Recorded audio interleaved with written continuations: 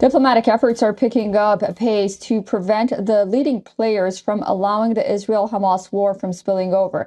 And now, according to reports, U.S. Secretary of Defense Lloyd Austin has expressed concern to his Israeli counterpart Yoav Gallant during a conversation on Saturday.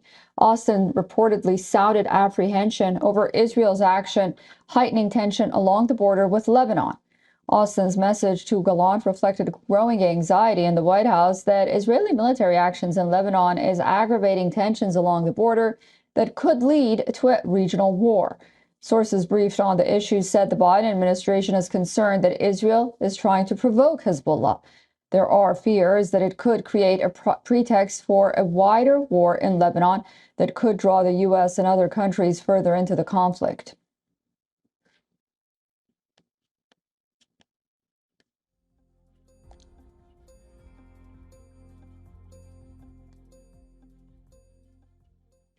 The United States has carried out 2 airstrikes on Iran-linked sites and its proxies in Syria.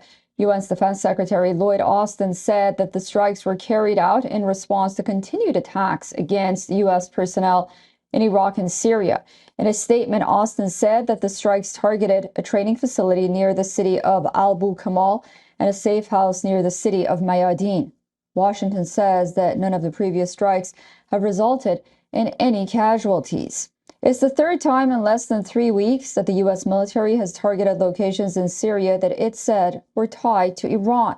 Last week, the U.S. carried out a strike on an Iran-linked weapons storage facility in eastern Syria, and last month, they conducted strikes on 2 targets in the same region where it hit an ammunition storage facility and a weapons storage facility as well.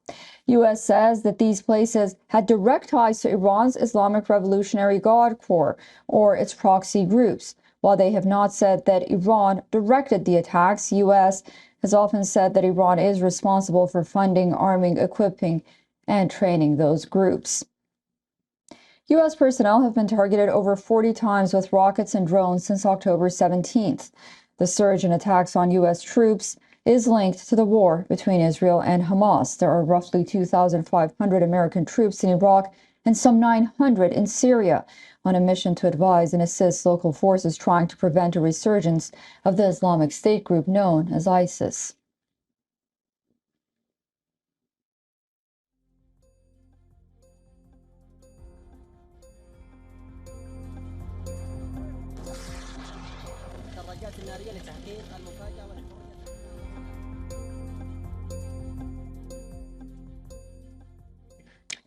WION is now available in your country. Download the app now and get all the news on the move.